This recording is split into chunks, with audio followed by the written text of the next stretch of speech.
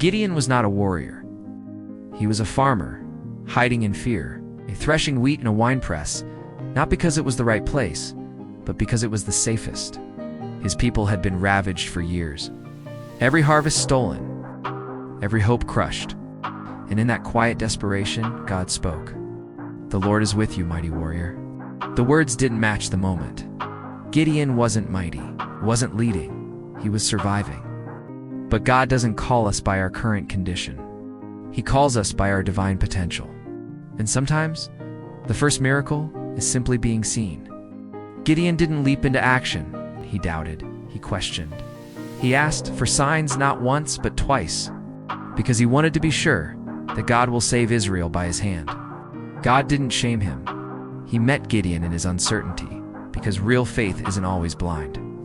Sometimes it wrestles, it asks. It grows slowly like a seed in dry soil. When Gideon finally obeyed, he gathered an army, strong, vast, and ready. God said, "The people who are with you are too many, because if the army was too big, Israel might claim glory for itself. If the odds were impossible, they'd have no choice but to say only God could have done this." So he reduced the size of the army, first from 22,000 to 10,000 men, then to just 300 men who were alert because they cupped water in their hands. They didn't relax into comfort. They stayed vigilant. There were no swords, no shields, just clay jars, torches, and trumpets, because God wanted the victory to be unmistakably his. In the dead of night, Gideon crept into the enemy camp, and there he overheard a soldier's dream.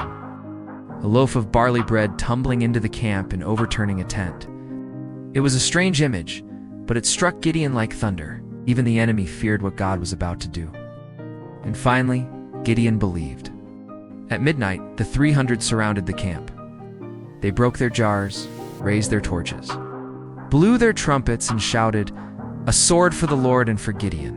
The enemy panicked, confused, and turned on itself.